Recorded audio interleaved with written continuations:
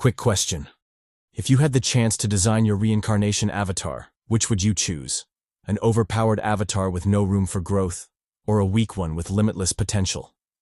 Let me know your answer in the comments below. Anyway, onto the video. Like all their predicaments in L.A.G, Jeong stepped forward to resolve it. Who else could do it if not him?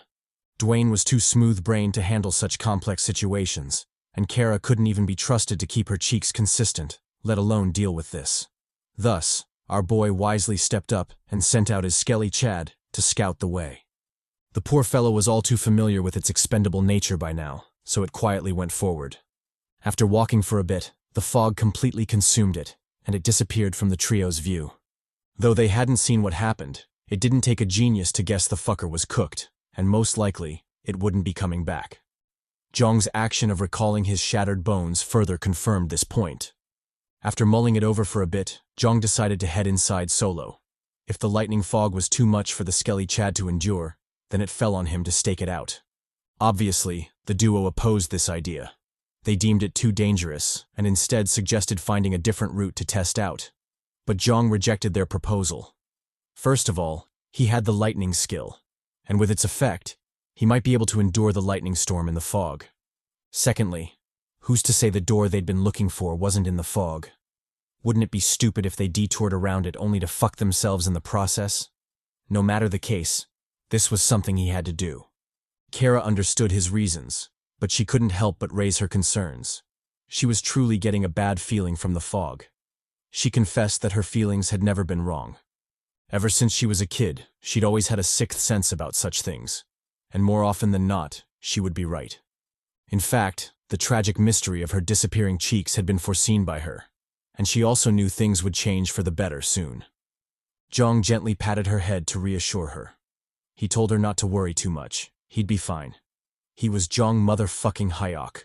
At the very least, he possessed the ability to protect himself, no matter what he faced inside. As for her prediction of her cheeks returning, he could already see them, and gyat damn. Them cheeks were really cheeking at this moment. Though he was reluctant, he forcibly peeled his eyes from the baddie and headed into the fog. As he walked, the worried voices of the duo reached him, telling him to be careful. Kara even said she'd be waiting for him, meaning it wasn't completely hopeless for our virgin Chad.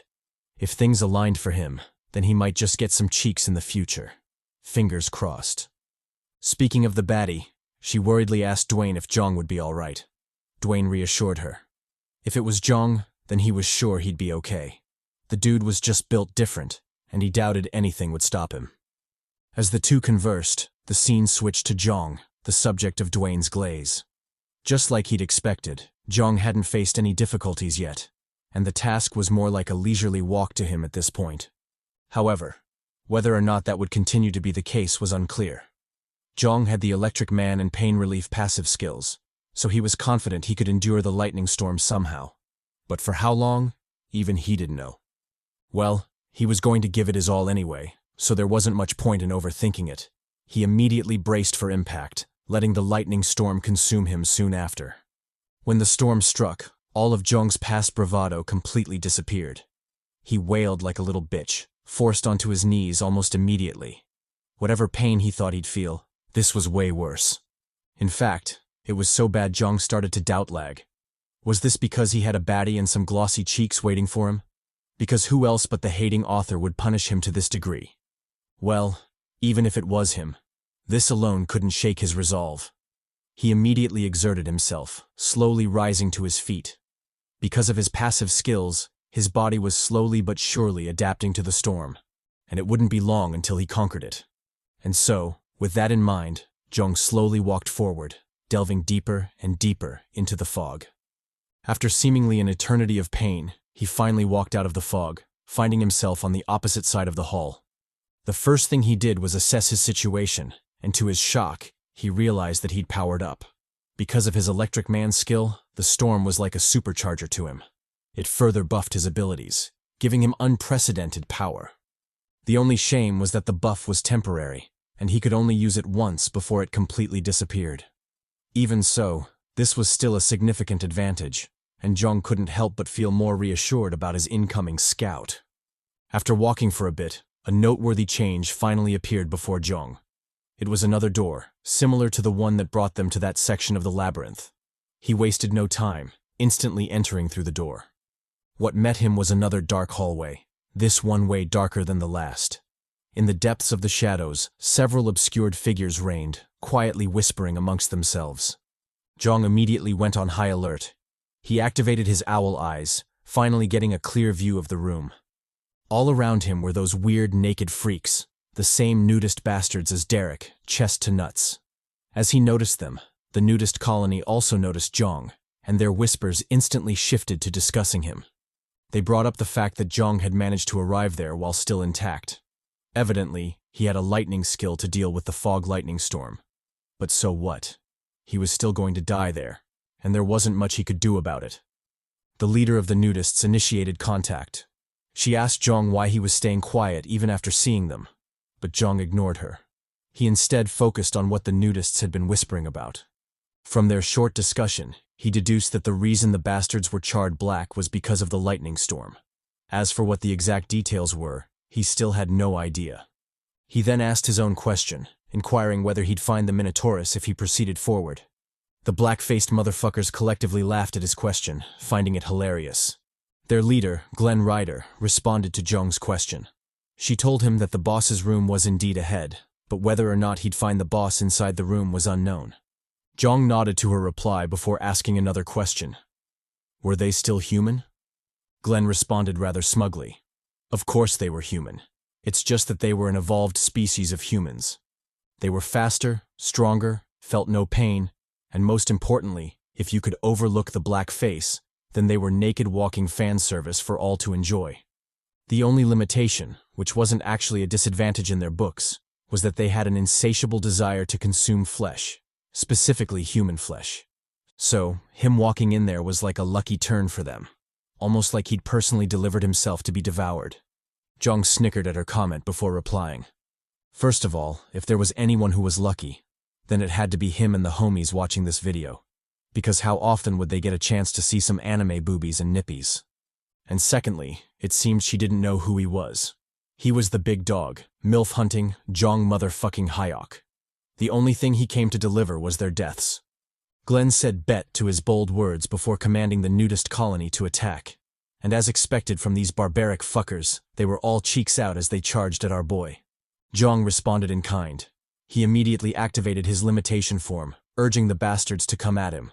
Since they were fiends who confessed to loving human meat, especially his meat, he didn't need to hold back against them. He would clap them all, specifically this bastard who decided to flash a lot more than just cheeks. Pause. As the cheeky fuckers charged at him, Jeong entered his karate, whoop-ass fighting stance. He channeled his left-right goodnight, lightning punch, driving his fist into the nudist's face. The blow was so powerful that its eye burst out before it was yeeted into the sky. Obviously, its partners didn't take this lying down.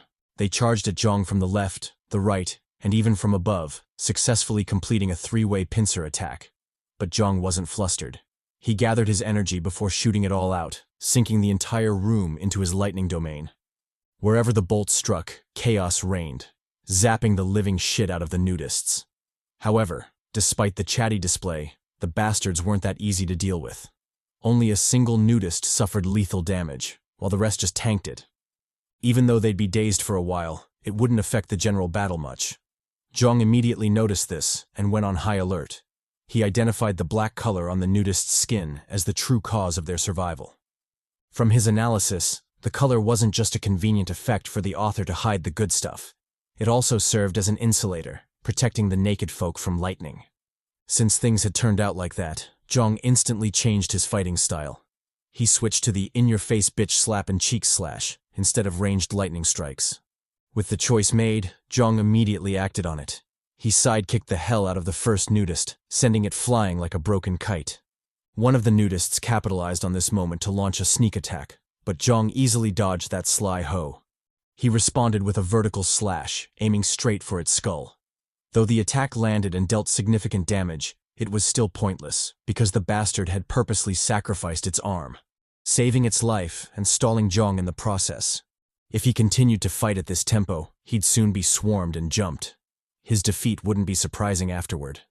Jeong realized this and changed his fighting style again. This time, he went for the punch-a-bitch no jutsu, yeeting the crap out of a nudist. For the rest of the charging bastards, he yelled at them to come at him. There was plenty of ass where that whoop came from. And he meant it too, because he immediately dished out 2 killer crosses, clocking 2 bastards in the jaw. Unfortunately, his momentum was disrupted by a sneak attack from the back, causing him to groan in pain. In fact, if it wasn't for his absurd passive skills, he might have fractured his spine from that blow. Luckily, he was him, and he instantly recovered, countering with a forehead block. The attacking nudist was caught off guard by such an odd move, leaving it open for a counterattack. Jeong didn't waste this opportunity and directly shoved his fist into the fucker's mouth. He channeled his electricity and burst its head, sending chunks of flesh flying like a squashed tomato. Another foe closed in for a sneak attack, but Jeong instantly responded, bitch slapping the hell out of it. He then followed up with a sweep attack before finishing it off with a stomp to the head. As he was busy dealing with the first nudists, another one pulled up behind him again, going for yet another sneak attack. This time, however, things were different. Jeong's danger sense suddenly flared, warning him of an impending calamity. He didn't hesitate or question it, just dived to the side to dodge. Luckily, he did, because the attack turned out to be so powerful that literal shockwaves were heard from the force. When Jeong saw this, he immediately opened his second door of limitation. The new nudist was obviously different from the rest, and playing around wouldn't do him any good. He first stepped on its foot before cocking his hand back for a killer uppercut. Because its leg was trapped, the fiend didn't fly away, but instead remained firmly within Jeong's grasp. Our boy didn't hesitate to give it the Wayne Brady treatment, firmly choking that hoe. And since he was him, he ruthlessly tore off its neck, taking a chunk of flesh as his battle spoils. Surprisingly, even though its neck was torn off, the bastard didn't immediately die. It first glazed our boy, telling him he was hella strong. The rest of the colony saw their leader fall and immediately went into a frenzy. They charged at Jeong with madness, disregarding their own lives. However, before they could send themselves to their doom, a loud voice called for them to retreat. And although reluctant, they all pulled back. Jeong was left alone in the middle, and honestly, he looked like shit. When Jeong saw them retreating, he flashed an evil smile. His face was particularly demonic, with the blood trickling down like tears. The nudists witnessed this and became enraged. Did this Jeong bastard really think they were afraid of him? They collectively charged forward, disregarding their orders to retreat. Jeong smiled even broader at this. This was exactly what he wanted. He immediately summoned back his bone blade, making a wide slash around him. When the dust settled, we realized that the slash wasn't just to farm some aura. Our boy had actually extended his bone blade, cutting through the encirclement of nudists like butter. The slash was so devastating that several limbs were cut in the process, the nudists forever maimed as a consequence. Glen's heart bled at this loss. She bellowed at the colony to retreat, this time her voice leaving no room for defiance. The nudists wisely listened and backpedaled, putting as much distance as they could between themselves and Jeong. When she saw her colony was safe, Glen heaved a sigh of relief before addressing Jeong once again. She asked him to join them. He was to abandon his humanity and become a nudist like them. She promised the change would be extremely beneficial to him, an improvement in strength being just the basics. But Jeong instantly shot her down. He had no desire to crawl on walls and eat humans, let alone be butt-naked and flash his cheeks across the manhwa panels. If he did that, then the Chad Not would have a hard time saying pause after every scene, which, in truth, would be quite a chore. However, if he were being honest, the boost in their physical characteristics was indeed quite tempting. If he took her up on that offer, who knows how many inches he'd gain as a result. Pause. Glen sighed at his refusal before saying something about food, but honestly, I couldn't care less because my full focus was on them melons and nippies. Damn, holy melons. Luckily, Jeong wasn't as thirsty as I was. He fully focused on Glen, racking his brain to figure out an escape plan. It wasn't that he was afraid of them. On the contrary, he was quite confident he could clap any of them in a one-on-one duel. However, the current situation wouldn't allow that. The bastards would definitely swarm him, and their numbers were too many for him to launch an effective counterattack. There was always the option of opening the third limitation door, but Jeong quickly ruled out that idea. The backlash and unknown consequences were too severe for him to casually make that move. So long as he wasn't forced to, he wouldn't make that choice. Jeong then thought about his other options, one of them being retreating to the lightning storm to recharge. However, this idea was also eliminated. If he did that, then there was a huge possibility he'd draw the enemy with him and implicate Dwayne and Kara in the process. Dwayne was okay. He could go die as far as he was concerned. But Kara couldn't die. She'd promised him some cheeks after all. If great wars could be fought because of cheeks, why couldn't he sacrifice his life for the same? That was just pure logic. Well, more like CHADY logic. With so many ideas ruled out, Jeong was left in an awkward situation. He didn't know what to do, and Glenn was also adding pressure to the situation by commanding her soldiers to attack. If it wasn't for her glorious peaks and nippies, then Jeong would be hella upset with her. Too bad she held the visual advantage in this case. Just when his situation was at rock bottom and his demise was proving inevitable, an idea suddenly struck Jeong. He ignored the charging nudists and locked all the fuck in. When the first nudist lunged at him, his aura suddenly turned dark. So dark that the limitation demonic aura was nothing in comparison. Official debut, the madness skill had finally been unleashed. While under the effects of madness, the whole world seemed to have slowed down before Jeong. The nudists were moving so slow it was almost like they were toying with him. But Jeong knew this wasn't a game. He also knew the nudists weren't slow at all.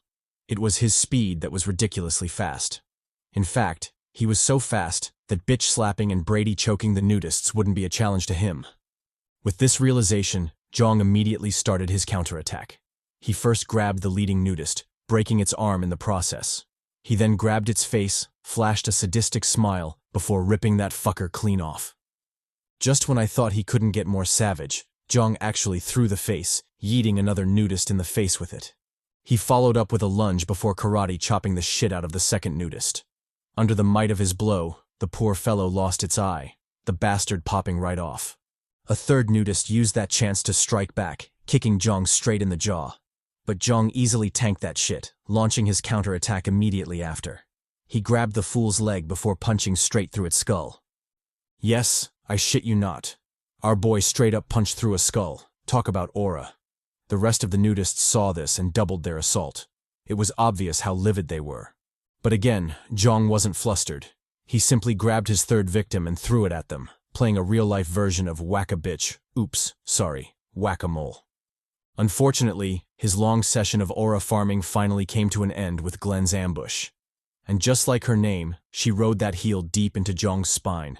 Or maybe it was his ass. It was hard to tell from this angle. However, from how his legs were curled up like that, I'm leaning towards the latter. She then comboed the assault, kicking the hell out of our boy.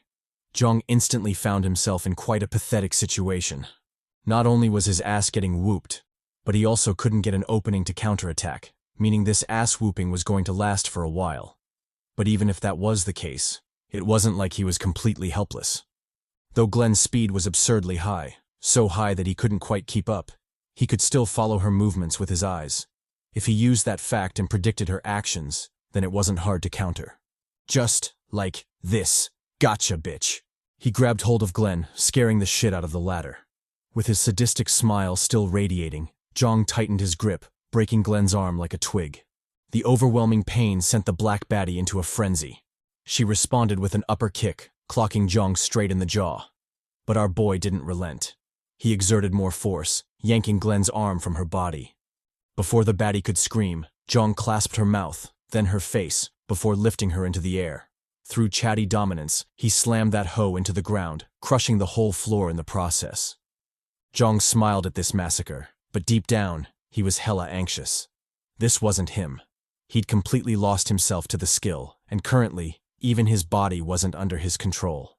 If he couldn't snap himself back, then there was a huge possibility he might just die there.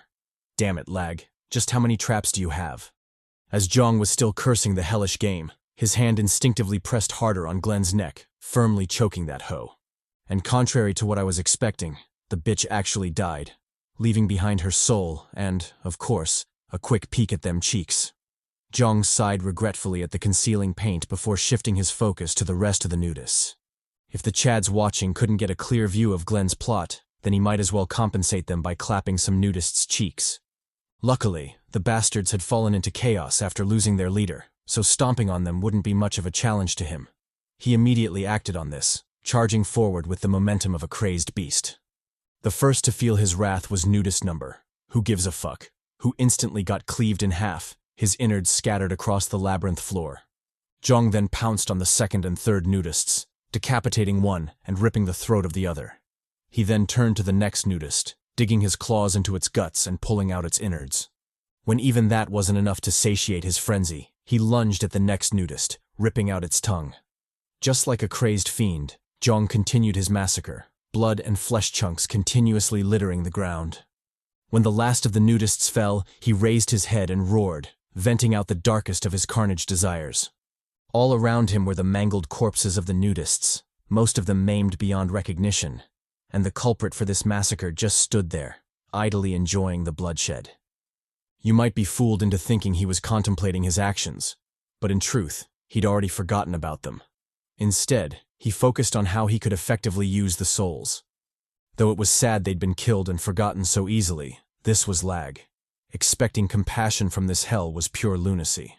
And unfortunately, the lunacy extended not just to the nudists, but to Jeong as well. Since the madness skill was still in effect, Jeong found himself charging for the door, his own wishes be damned. The crazed look and bloodlust were all his consciousness needed to realize what his body was planning. The mad fool was going after Dwayne and Kara. It seemed the madness hadn't had enough carnage, and was thus targeting the squad. Jeong instantly knew this was a problem, but he was helpless to resolve it. While under the effect of madness, his body was not in his control, so he couldn't stop even if he wanted to. Although he cried bitterly inside, he already knew he would be the cause of Dwayne's and Kara's deaths, likely ripping them to pieces. But who was he? He was Jeong Hyeok.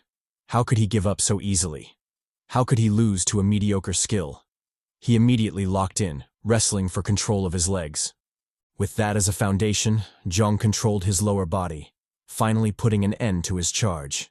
Through gritted teeth, he held on with all his might before eventually ridding himself of the madness effect. After a series of deep breaths, Jeong acknowledged his good luck for once. If he hadn't been nearing the end of the madness skill, he wouldn't have been able to hold on, and who knows what might have happened to Dwayne and Kara. Luckily, the situation was salvaged, and he could still collect the glossy cheeks Kara promised him. As he walked back to the nudist's room, Jeong reflected on the intricacies of the madness skill. Although it was undoubtedly overpowered, he decided not to use it casually unless he was truly at death's door. Such a skill was too risky, especially since he had his squad with him. Locking back in, Jeong leisurely collected the souls from the nudists, and thanks to their generous donations, he now had a whopping 370 souls to spare. He giddily pocketed all the souls, even entertaining the thought of sharing some with Dwayne and Kara. Dwayne wasn't all that important, but how would Kara react? Would she introduce him to her brother, Hawk 2, as thanks? Or maybe her sister, Gawk 3000? Both cases would be fine, and honestly, he'd take anything at this point. Following Jeong's glare, the thirsty narrator refocused on the story. He shifted his attention to the dark hallway, a lone door hidden in its depths. Jeong quickly approached the door before cautiously heading inside. When he did, a system notification popped up announcing that he'd entered the main room of the labyrinth. Jeong ignored the notification as he silently studied the room. To his shock, he discovered the room had an uncanny resemblance to the starting point of L.A.G, the very same room that had started this shit. Even though he was shaken, he quickly calmed down before looking for the familiar lever hidden in the wall. Pressing it opened a secret door, just like in the starting room. With zero hesitation, Jeong walked into the light, slowly entering the crystal room. As he scanned the familiar sight, another notification sounded, informing him that he could morph into a labyrinth resident in that room. As for who the residents were, they were obviously the nudists. The process was simple. All he had to do was place his hand on the terminal, and the system would handle the rest. If he did that, then he'd receive all the perks of the nudists, and then some. Jeong mulled it over as he slowly unraveled the mysteries of the transformation. From his deduction, he realized that all his accumulation, his skills, and souls would be traded in for the passive skill Labyrinth Man. It was this skill that gave the fucker nudists the abilities they had. Were he to accept, he would evolve into a being more suited for darkness, while his grade and characteristics would be determined by his accumulation. At level 3, he wouldn't be able to walk or talk, just like the fallen Derek Chestnut. At level 4, he'd be just like Clint, barely able to talk while significantly stronger than level 3. At level 5, he'd be like Glenn, stronger than level 4 and able to communicate fluently. Of course, he wouldn't have the holy melons and cakes Glenn had, but that's neither here nor there. As for levels above 5, he was sure they existed, but the system didn't share details about them. Thinking back to the nudists, Jeong realized they already knew the exit's location. It was just that they couldn't defeat the Minotaur, so they were forced to stay there. From their actions, he deduced that the bastards were probably biding their time, hunting new arrivals, and leveling up their nudist skill with hopes of defeating the Minotaur in the future. Too bad all their plans and preparations went belly up because of him. But if that was the case, how did the bastards get their resistance to lightning? Was that also a part of their transformation? This question stumped Jeong, and he couldn't figure it out no matter how hard he thought about it. Luckily, he didn't have to sweat too much, as L.A.G easily gave him an answer. The solution was insulator paint. It would protect the user from electricity if sprayed all over the body. Turns out the nudists weren't just doing so to hide the cheeks. The black paint had tactical significance all along. Of course, just because it's tactical doesn't mean we can overlook its heinous crimes. Do you know how many times I zoomed in on them cheeks to no avail? Someone has to answer for that, and I'm blaming this stupid paint. Jeong also got heated after receiving the paint, but his focus was on something else entirely. He realized that Dwayne and Kara would also be able to cross the lightning fog if they used the paint, but that was only secondary. What was truly important was that Kara had to be butt naked to use the paint, not to mention the nosebleed sight of her covered in spray.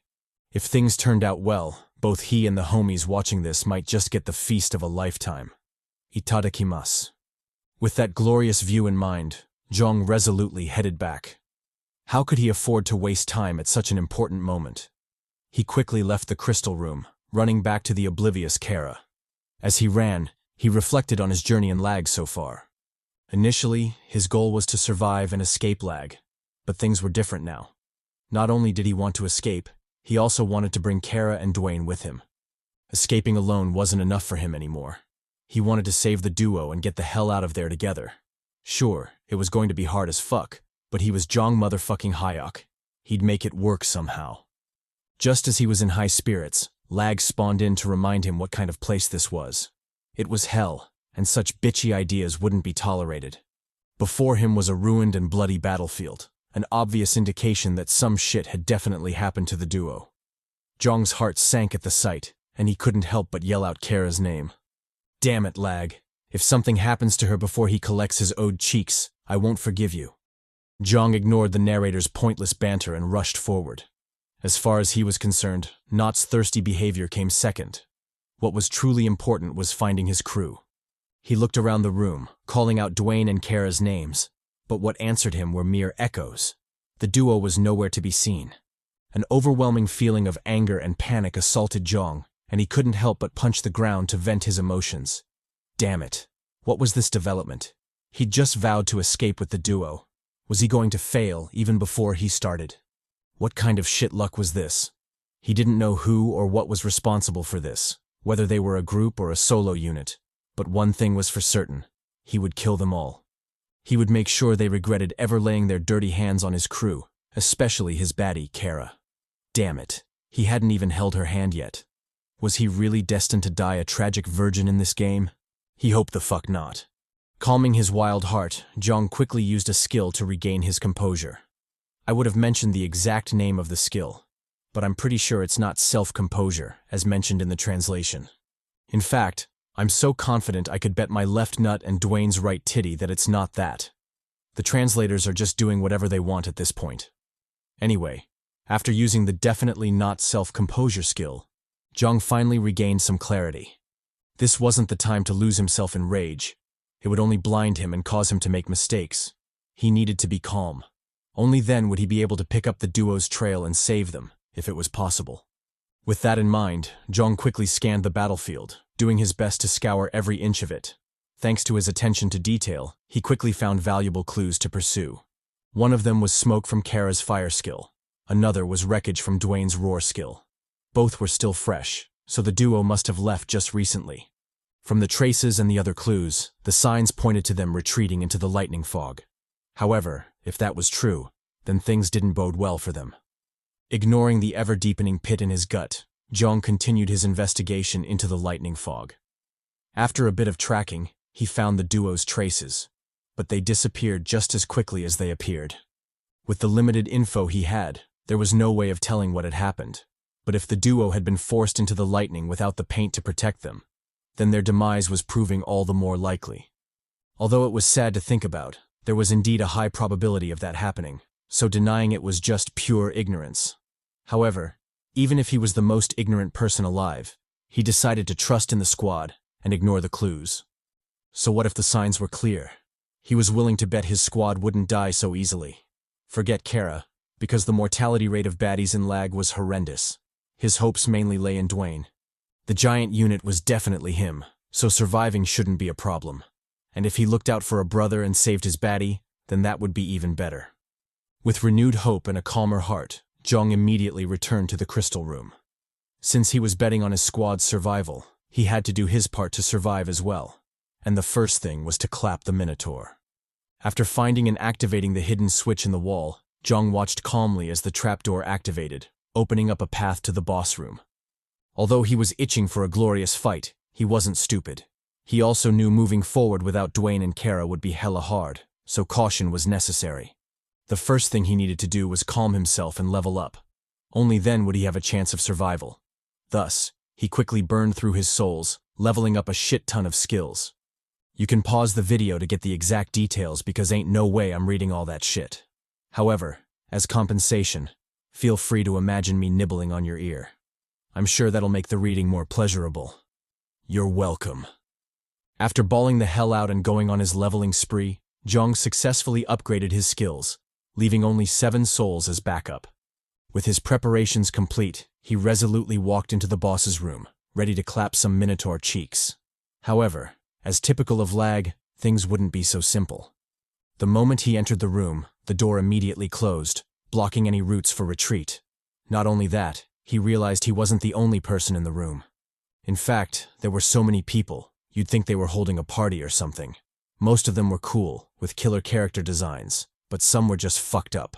Seriously, what in the Zuckerberg is this? With so many new arrivals and so much info to digest, Jeong almost missed the dead Minotaur on the floor. Turns out the boss was already dead, so his trip was for naught.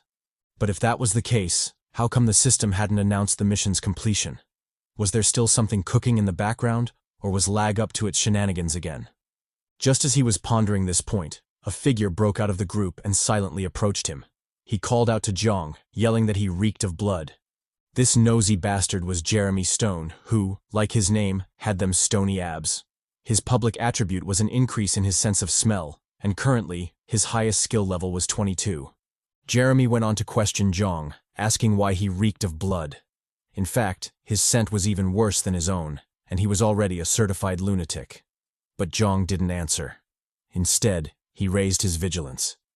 Since Jeremy went through the trouble of closing the distance, he must be a close-range specialist.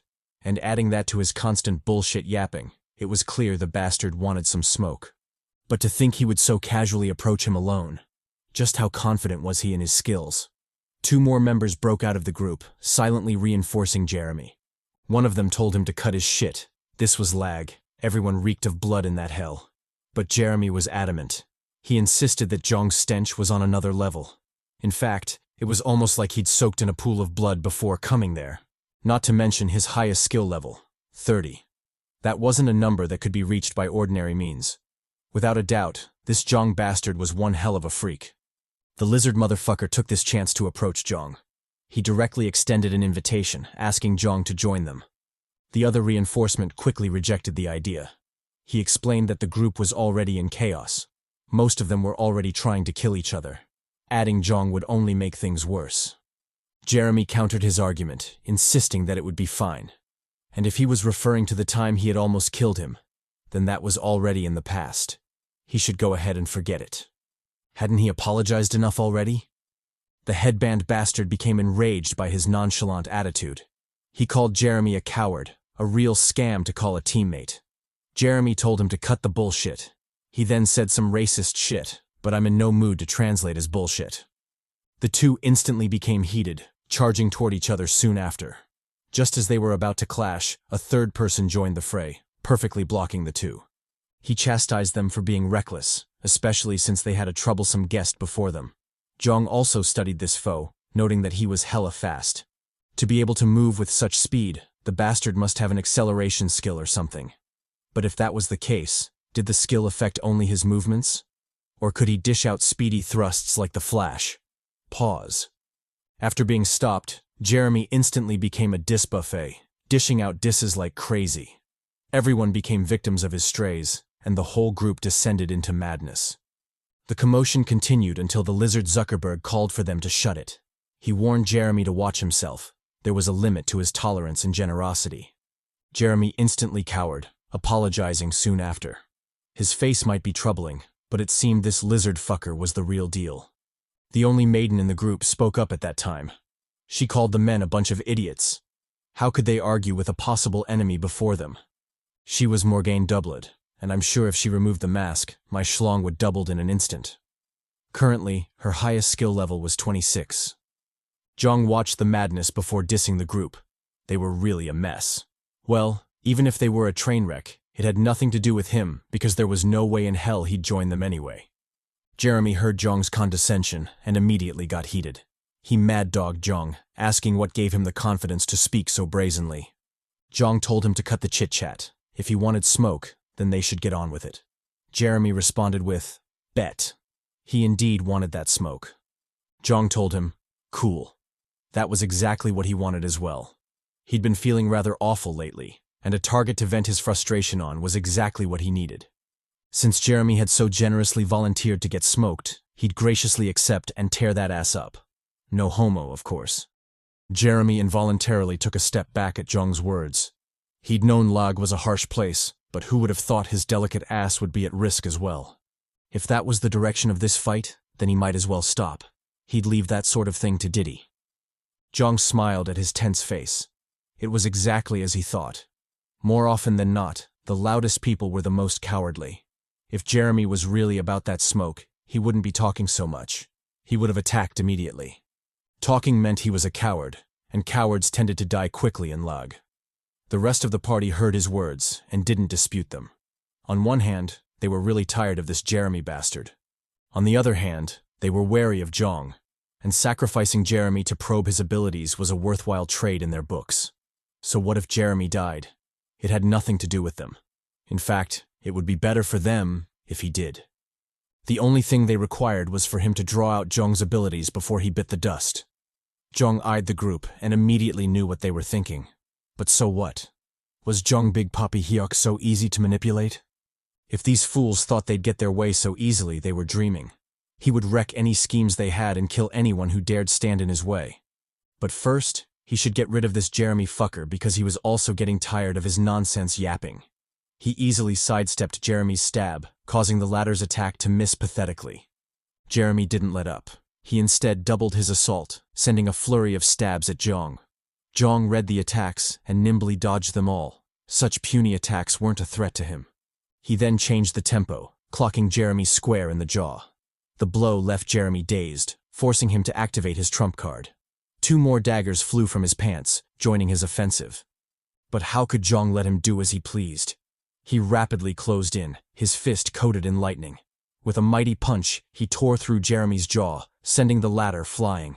Just like that, a cocky bastard fell, his yapping maw mangled beyond repair.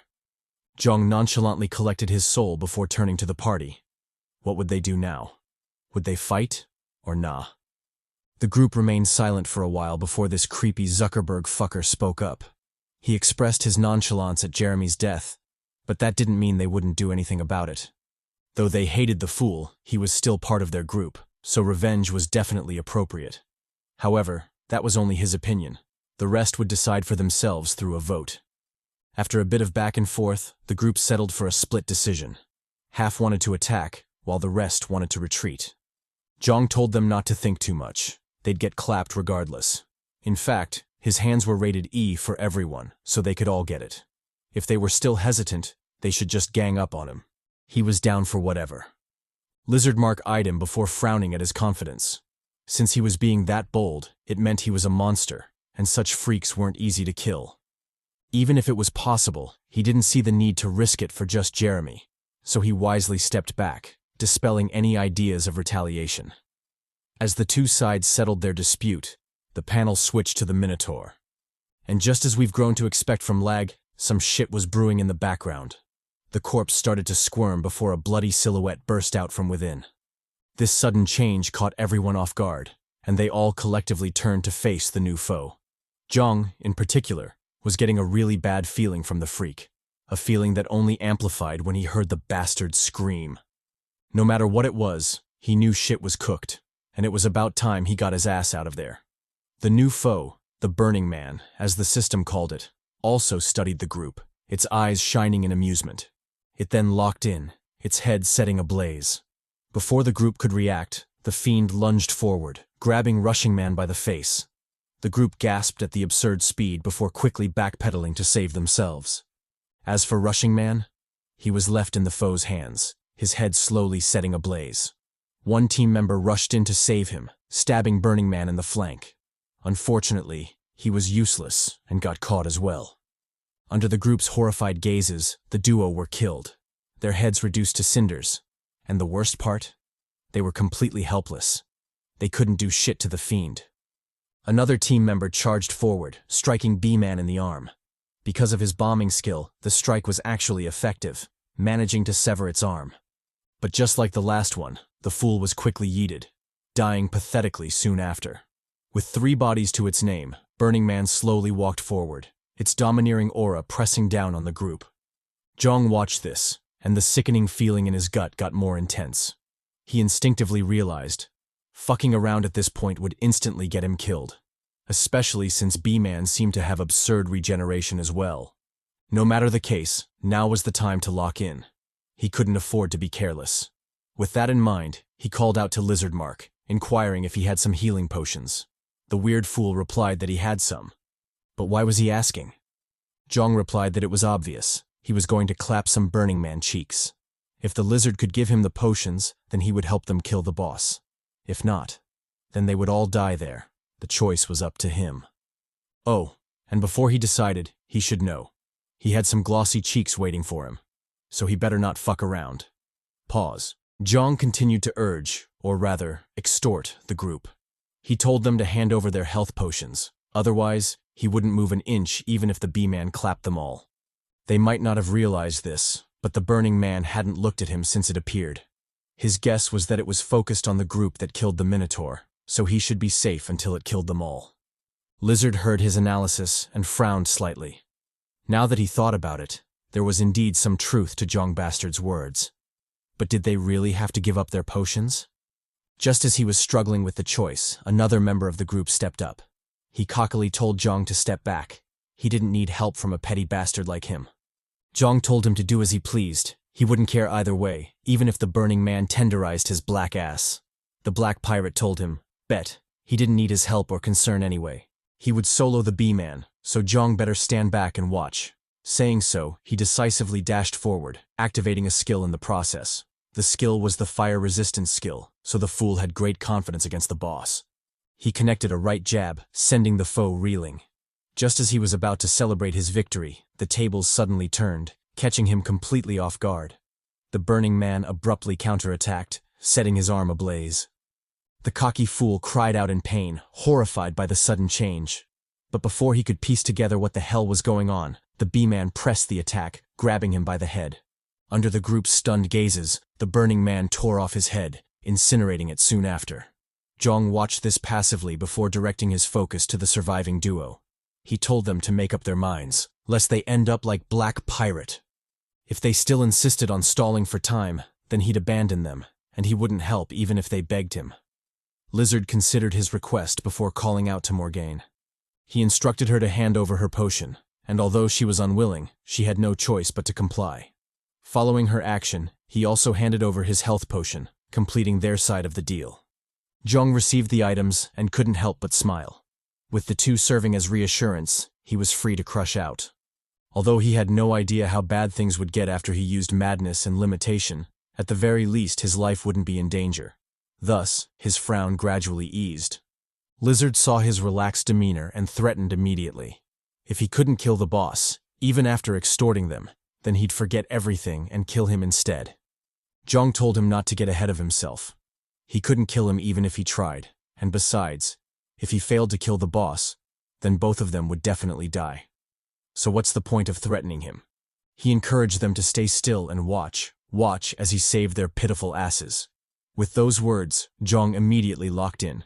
He traced the boss's gaze, realizing that it was still focused on the duo. Since that was the case, he'd be a fool if he didn't exploit it. He resolved to finish it in one move, lest Lag did the Lag thing and curveballed his ass. As for the exact strategy, he had a bunch to pick from, with the fourth door being one of them. However, that was just an idea. He wouldn't be stupid enough to actually try it. He hadn't even opened the third door, so opening the fourth door was pure lunacy, even if he had the medicine as backup.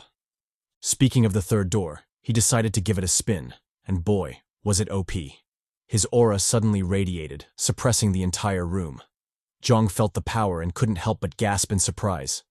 If the third door was already this intense, then the fourth door would definitely tear him apart. Good thing he hadn't been greedy enough to directly open the fourth door. The duo saw his new form and asked if he was okay. He'd talked big game earlier, so how come he looked so terrible even before the fight began? If he ended up dying before actually fighting the boss, then that would truly be a joke. Jeong told them not to worry. Despite how he looked, he was golden. He warned them to stand back since the boss was attacking. He also cautioned them against moving even if the boss targeted them. Lizard heard his last words and immediately shouted for an explanation. Who would be stupid enough to stand still when their lives were on the line? Jeong told him to trust him. He had his reasons. Lizard said, "Bullshit," to that. If he couldn't properly explain himself, then he wasn't doing shit. Jeong replied that he had no time to explain it to him. If he wanted to survive, then he'd better trust him and stay still. Lizard shouted for an answer, but Jeong swiftly disappeared, leaving him to face the charging boss. An overwhelming fear and panic assaulted his weird ass, but he desperately held on, doing his best to stay still. Just as the boss's fist was about to crush his skull, Lizard couldn't take it anymore and shouted at Jeong to save him. Our boy spawned above the fiend, his bone blade ready. He yelled for Lizard to stay still, since everything was still in his control. Saying so, he activated his lightning skill, slashing the burning man cleanly in half. The force from the blow kicked up a lightning storm, creating a huge crater on the ground. Jeong gasped for breath, clearly strained by the power. He wisely deactivated the skill, choosing to minimize the backlash as much as possible. In addition, he also used the health potion, hoping it would speed up his recovery. With that done, he shifted his focus to the dying boss. However, even after a while, the system still hadn't sounded, meaning shit wasn't over just yet. Jeong frowned at this sight, wondering what was going on. Had his prediction been wrong and the Burning Man wasn't the true owner of the labyrinth? Or was there another owner lurking in the shadows somewhere? No matter the case, things weren't looking good, and it seemed Lag was about to start some bullshit again. Lizard also caught on to the problem and asked Jeong what was up. Was he sure the boss was dead? Or was it just pretending? Morgaine replied that it was definitely dead, especially since its body was all burnt up. However, before she could expound some more, a sudden stabbing sound sounded, drawing everyone's attention. When the duo turned to check, they were shocked to see a shadowy blade stabbed through the baddie. The culprit for his backstab was the Burnt Man, the second form of the Burning Man. The system described it as a being made of smoke, capable of growing and shrinking as it wished. Currently, its highest skill level was 1. The room instantly turned chaotic with Morgaine's ambush. The duo hadn't expected it to happen, so they were caught completely off guard. Unfortunately for them, the boss wasn't going to give them the time to adjust. It immediately shot out an attack aimed at Jeong. Jeong barely dodged the blow, narrowly saving his life. If he'd been late to open the second door, then he would have died for sure. His heart raced at the boss's absurd speed. How could it be that fast? Moreover, how was the attack still so powerful despite its crazy speed? It made no fucking sense. With how things were, Jeong suddenly smelled an intense stench of death. If he couldn't find an effective way to kill the boss bastard, then he would for sure die there. Worst part? He'd die in the company of the lizard bastard instead of a milfy mommy. What a trash way to go. Over at Lizard Mark, the dude chose the absolute worst time to get caught in his feels. He crouched before the dead Morgane, saying a bunch of sentimental nonsense to her. Well, technically, they weren't nonsense. In fact, they were actually pretty sweet. But come on, dude. Now isn't the time to say goodbye to bitches. Make some damn moves. The burnt man obviously wasn't going to let go of this opportunity. It swang at Lizard, going for a direct KO. Jeong saw this and immediately panicked. He shouted at Lizard to get his shit together. The baddie was already gone.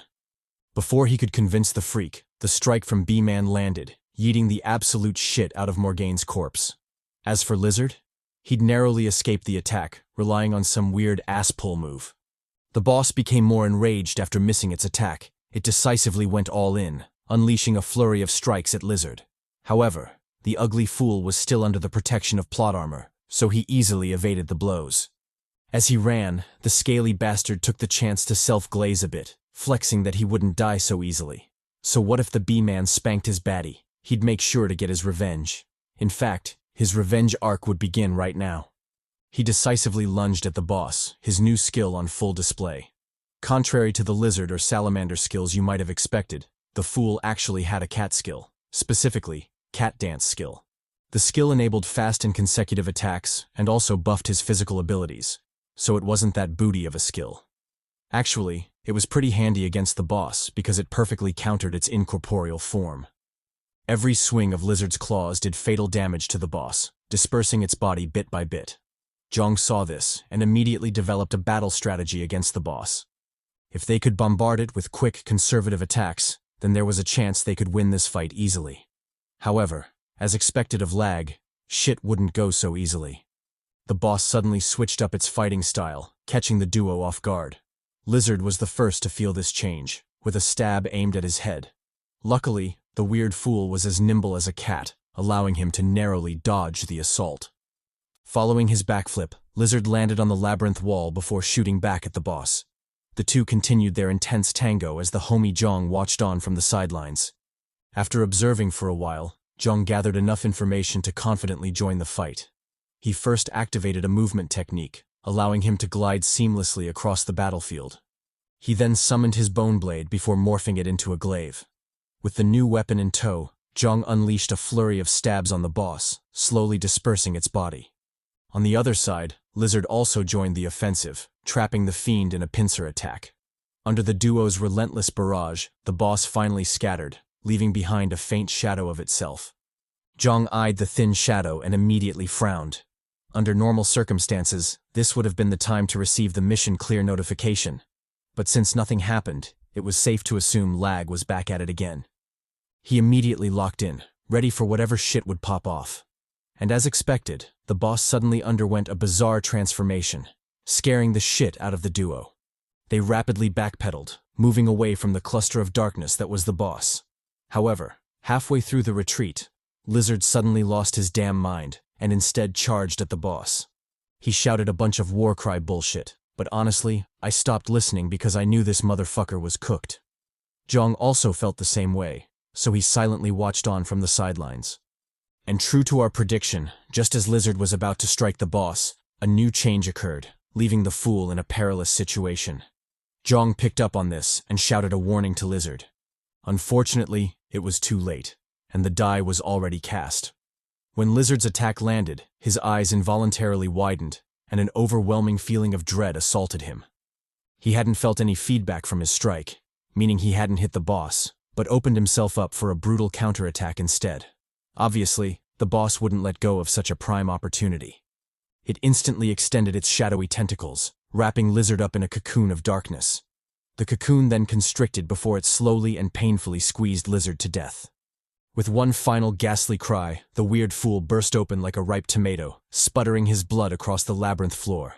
Following his death, the dark cocoon settled into an unnerving silence as Jeong continued to watch from the sidelines. However, different from before, his face was now tensed, showing just how troubled he felt. He cursed Lizard for his rashness, openly blaming him for his current predicament. Didn't he know anything about L.A.G? How could he make such an amateur move this late into the game? Truly pathetic. Just as he was cursing Lizard to high hell, a new change occurred, drawing his attention. The darkness from the burnt man was slowly entering Lizard's corpse, promising one hell of a shit day. After a bit of time and under Jeong's tensed gaze, the possessed lizard slowly rose up, standing grandly before Jeong. Jeong gazed somberly at Lizard's abyss-like eyes before silently cursing to himself. He'd known this shit would happen, because when has L.A.G ever liked him? But even still, this wasn't enough to douse his spirit. He instantly locked in, opening the third door from the get-go. The possessed lizard also responded in kind, roaring out a sonic attack. The might of the blast caught Jeong slightly off guard, forcing him to backpedal. He held on with all his might before finally regaining his ground. When the roar faded, Jeong couldn't help but reassess the fiend. The casual attack was so powerful, it made Dwayne's beast roar seem like kids' play. However, if this attack was already so strong, just how broken was the boss? Not to mention its near indestructibility. How was he supposed to kill this thing? He had absolutely no idea. But still, that didn't stop him from trying. If he couldn't figure it out, then he'd just have to beat its ass until a solution appeared. Sometimes the simplest solution is the best solution. Thinking so, he decisively raised his glaive, ready to clap some possessed cheeks. With zero hesitation, he let that thing fly, unleashing the might of Asgard on its smoky ass. Unfortunately, even this wasn't enough, as not even Poppy Odin could exorcise this stubborn bastard. He easily tanked that shit, smirking at Jeong soon after. Jeong saw the smirk and cursed L.A.G. If even that attack didn't work, then what did the game want him to do? Did he have to get up close and personal? Fine. If that's what it took, then he'd personally deliver a can of whoop-ass on the fool. He charged forward, swinging his sword for a decapitating slash. But just like all his previous attempts, the slash amounted to booty, as Lizard easily blocked it. Jeong's eyes widened at the feat. Just how strong was this bastard to be able to block a sword with his bare hands? What kind of cheat-like skill was this? Obviously, his doubts went unanswered, and all he got was a killer punch to the gut. The blow was so severe that Jeong coughed up a mouthful of blood before being sent flying like a broken kite. As he closed in on the labyrinth wall, Jeong finally regained his senses and realized the immense danger he was in. If he clashed head-on at his current speed, then the impact would do even more damage than Lizard's punch. Such a thing couldn't be allowed to happen, thus he wisely channeled his acrobat-type shit, pulling off a mid-flight somersault. Thanks to his quick thinking, Jeong safely landed on the labyrinth wall, dispersing most of the momentum. With the quick second of respite, he quickly assessed the situation before realizing the boss wasn't all that strong. Sure, its physical abilities were absurd, but it wasn't to the point he couldn't endure it. And since that was the case, he quickly developed immense confidence in facing it in direct combat. He immediately lunged forward, clocking the boss in the jaw. Lizard responded with a nasty cross before eating Jeong's uppercut soon after. He instantly counterattacked with an uppercut of his own before winding back for a strong punch. Jeong did the same as the two titans clashed fists. The force from the blow kicked both of them back, forcing both parties to backtrack. Jeong quickly stabilized his body before shooting a glance at Lizard. What he saw made his scalp itch, as the bastard wasn't injured at all. Even after all that shit, the fool was still smirking, clearly enjoying the brawl. In fact, if he had to compare, he'd probably say he'd lost out on that exchange, with the only consolation being he'd managed to snatch Lizard's soul during the chaos. However, other than that, the situation wasn't looking too good, and if he couldn't turn things around, then he'd definitely die there. But even if he knew that, what could he possibly do? His stamina was already dangerously low, and the toll for using the third limitation door was already creeping in. If he wasn't careful, he might just die from the backlash before falling prey to the boss. With so many unfavorable factors, Jeong contemplated betting it all on madness. Since things had developed to that point, he might as well go mad and bring the bastard down with him. Unfortunately, even if he was suicidal, the madness skill was still on cooldown until his stamina recovered. If he wanted to use it, then he'd have to stall for 20 minutes at least. Jeong cursed at his dire circumstances but was helpless all the same. No matter how he thought about it, his only option was to fight, and fight some more. If he was lucky, then he might just fight his way to victory, or maybe a glorious death. In any case, his best move was to lock in and let them hooks fly. As he thought to this point, Jeong couldn't help but miss his crew. If they had been there, he wouldn't be going through this shit. At the very least, he might have used Dwayne as a meat shield as he escaped with his baddie Kara. What a fairy tale that would have been. Unfortunately, L.A.G wasn't a fairy tale, and Lizard wouldn't stay still and let him dream. He immediately lunged at him, forcing our boy to lock in. Jeong pushed the chaotic thoughts from his mind as he summoned his bone blade. Since things had gotten to this point, he might as well stab a bitch, and if even that isn't enough, he'd double down with a storm of lightning. He was really curious to see if the bastard was as indestructible as it seemed. Thus, Lizard was sent flying from the blow as Jeong watched on expectantly. However, after a quick glance, his face couldn't help but darken. The fool still had no injuries, and Jeong's attack seemed to be futile. He'd purposely aimed for the heart, but to think even that didn't work. Well, no shit. Did he forget the fool was already dead? Jeong watched on gravely before his expression suddenly changed. After careful observation, he realized that there was indeed a noteworthy change in Lizard's body. The black, smoky substance was slowly seeping from the stab wound. Not only that, the cocky fucker who'd been smirking the entire time was now showing a solemn and wary face. Jeong thought about it before coming to a realization. It seemed the boss's true motive for possessing Lizard was to get a meat shield to protect its weaker, smoky self. If that was true, then destroying the meat shield would enable him to kill the smoky bastard as well. After arriving at this conclusion, Jeong immediately set off to test it out. He first summoned his bone blade before morphing it into a serrated sword. If his guess was correct, then this would be the most efficient weapon to handle that possessed fool, since the edges would deal the most damage to the flesh. And to add a bit of spice to the mix, he summoned another serrated sword, dual-wielding them things. With that out of the way, Jeong immediately charged at the boss, ready to end this shit. He first opened with a right swing, aiming for a decapitating slash. However, Lizard easily dodged that shit, bending his back in unnatural arches. This move surprised Jeong, who hadn't expected the fiend to be that nimble. For a split second, he wondered if Lizard could teach that move to Kara, because who wouldn't want a baddie with a killer arch? However, he was soon pulled back to reality as a nasty punch aimed for his jaw. Jeong saw this and grit his teeth. Damn it, just how many L's was he going to take? Even if he was a patient Chad, this was still some bullshit.